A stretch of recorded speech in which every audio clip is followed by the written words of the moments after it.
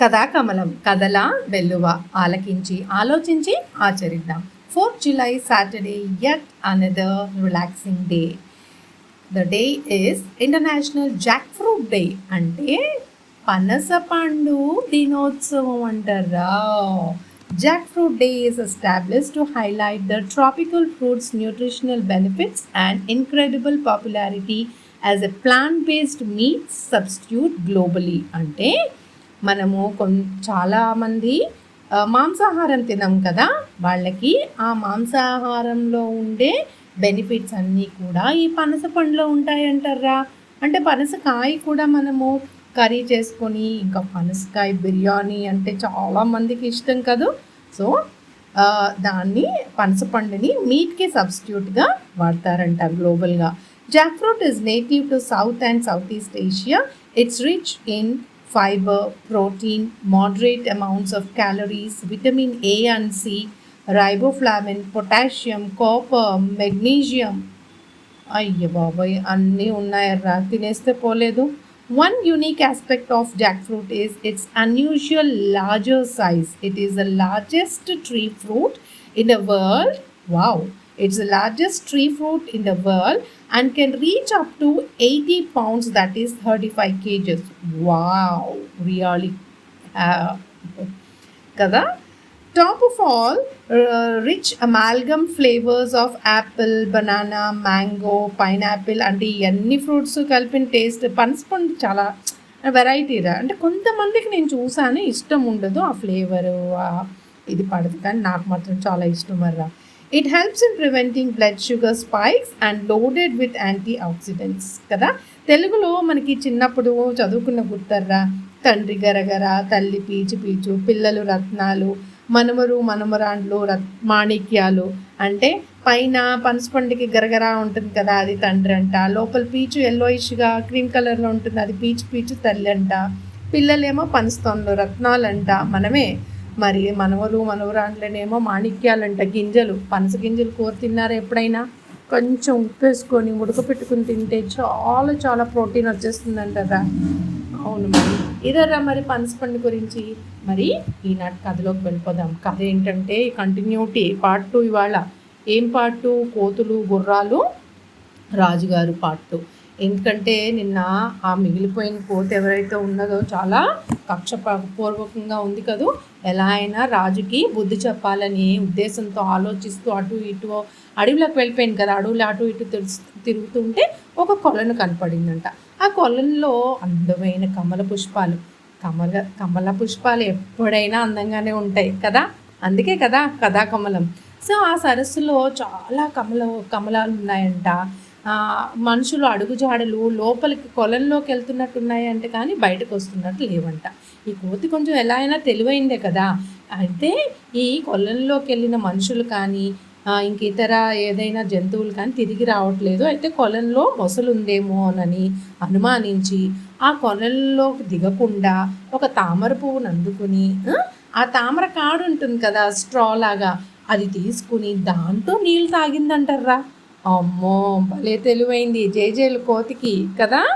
అయితే తాగుతుంటే దాంట్లోంచి రాక్షసుడు వచ్చి, ఓ కోతి రాజా, నువ్వు చాలా తెలివైన వాడివి, నీ అంత తెలివైన వాళ్ళని ఇప్పటి వరకు నేను ఎవరిని చూడలేదు అని వచ్చేసరికి సడన్గాను, అమ్మో నువ్వెవరు అంటే, నేను ఈ సరస్సు నాదే, నేను ఈ సరస్సుకు పట్టిన భూతాన్ని. కాకపోతే ఏంటంటే ఈ సరస్సులోంచి నేను బయటకు రాలేను, ఎవరైనా ఈ సరస్సులో దిగితే మాత్రం ఇంకా వదలరు, తిరిగి రారు వాళ్ళు, వదలు, నేను తినేస్తాను అని చెప్పిందంట. అయితే ఆ రాక్షసుడి మెడలో మంచి రత్నమాణిక్యాలు జోడించిన మాలలు ఉన్నాయంటారా. అయితే సరే నా తెలివికి మెచ్చుకున్నావు, సరే ఇంతకీ ఎందుకు వచ్చావు అంటే, లేదు నీ తెలివికి నిజంగా మెచ్చుకున్నాను, నీకు ఏదైనా వరం ఇస్తాను కోరుకో అన్నంట అన్నాడంట రాక్షసుడు. అప్పుడు కోతి అందంట, నాకు సొంతంగా నాకేమీ కోరికలు లేవు, కానీ నాకు ఒక రాజు మీద చాలా కోపమును కక్షపూరితమైన ఆలోచన ఉంది, నాకు హెల్ప్ చేస్తావా అంటే, మరి నేను నీకు వరం ఇస్తున్నాను కాబట్టి నువ్వు ఏదో అడిగితే అదే చేస్తాను, నీ ఇష్టం అంటే. అప్పుడు ఆ కోతి అందంట, నీ మెడలో రత్నమాణిక్యాలు పొదుగున్న మాలలు ఉన్నాయి కదా, ఒక మాల నాకు ఇవ్వు, దాంతో నేను తర్వాత సినిమా నడిపిస్తాను అందంట. అన్న ప్రకారం రాక్షసుడు ఆ మాల ఇచ్చేసాడంట. ఈ కోతి మాల వేసుకుని అడవిలోంచి వెళ్ళి అక్కడ రాజ్యం చుట్టూరు తిరుగుతుందంట. రాజుగారు అక్కడ వ్యాఫ్యాళ్ళు చేస్తున్నారంట, వాకింగ్ చేస్తూ ఈ కోతిని చూసి, అవును కోతిమూక అప్పుడు చంపేశారు కదా అన్నిటినీ, కోతిమూక వెళ్ళిపోయాక ఈ కోతులు నాకు అసలు కనిపించట్లేదు, ఎలా అయినా సరే మళ్ళీ కోతులు రప్పించుకోవాలని, ఓ కోతిరాజా రా రా చాలా రోజులైంది చూసి, మీ వాళ్ళందరూ ఏమయ్యారు అని అడుగుతున్నాడంట తెలియనట్టు. ఈ కోతికి కూడా తెలియని దానికి మళ్ళీ అవును రాజా అంటే అని ఊరికూరికి మాలను పట్టుకుని ఇలా ఇలా స్టైల్గా నడుస్తుందంట కోతి. అప్పుడు రాజు, ఏంటి మెళ్ళో మాల అంత అందంగా ఉంది, చాలా ఖరీదైన అనుకుంటా, ఎక్కడి నుంచి వచ్చింది అంటే, అట్లా వెళ్తూ ఉంటే సరస్సులో ఒక దేవత ఉంది, ఆ దేవత ఇచ్చింది, ఇంకా ఎవరికన్నా కావాల్సితే ఇస్తుందంట, మీ రాజ్యంలో ఎవరికన్నా కావాలా రాజా అని అడిగిందంట. ఎందుకొద్దు, మా ప్రజలందరికీ కావాలి అని రాజుకి అత్యాస లోపల ఏంటి, ఈ నిత్య బదులు అలా ఫ్రీగా వచ్చేవి రాజ్యం ప్రజలకు ఇప్పించేస్తే తనకి పేరు వస్తుంది కదా, అందుకని ఆ ప్రజలను అయితే మరి మా ప్రజలకు ఇప్పిస్తావా అని అడిగాడంట. చూడండి రాజు అయ్యుండు కూడా అంత ఏమంటారు, నాకైతే ఏమో మరి ఈ పదం వాడొచ్చో లేదో లేకి బుద్ధి మాట, అలా అడగకూడదు కదా, తన ప్రజలకి తన డబ్బు ఉపయోగించాలి, ఎందుకంటే ప్రజల నుంచి కప్పం అదే తీసుకుంటాడు కదా, పన్ను తీసుకుంటాడు, ఇవన్నీ తీసుకుంటాడు కాబట్టి తన రాజ్య కోశాగారంలోంచి వాడాలి, కానీ అలా ఫ్రీగా వస్తున్నాయి తీసుకోకూడదు కదా. అయినా కూడా కోతికి ఇదే కదా కావాలి, తీసుకురండి రాజా, ఎంతమంది వస్తారో రమ్మనండి, ఎన్ని మానలైనా ఇప్పించేస్తాను, నాకు తెలిసిన దేవతే అని చెప్పేసరికి ఆ రాజ్య ప్రజలందరికీ దండోర వేయించి వరస కట్టి అందరూ వెళ్ళిపోయారంట సరస్సుకి వెళ్ళాక కోతి, దిగండి ఎవరెవరికి మాలలు కావాలో దిగండి అని అందరూ ఫ్యామిలీస్తో సహా అందులోకి దిగిపోతే మళ్ళీ తిరిగి రాలేదంట.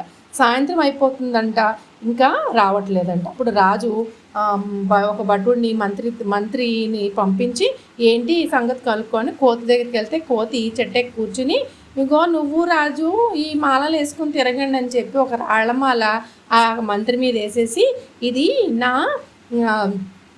కక్ష తీర్చుకున్న శపథం అని చెప్పు, నేను శపథం పూనాను, నా ప్రజలందరినీ అంటే నా కోతి సైన్యాన్ని అందరినీ మీ రాజు చంపించేశాడు కదా, అందుకని నేను ఈ రాక్షస సరస్సులో మీ వాళ్ళందరినీ పంపించేశాను, రాక్షసుడు అందరినీ తినేశాడు, ఇంకా మీ రాజ్యంలో ప్రజలు ఎవరూ లేరు, నువ్వు మీ రాజే మొత్తం ఏలుకోండి, ఆ డబ్బులన్నీ మీరే వాడుకోండి అని చెప్పి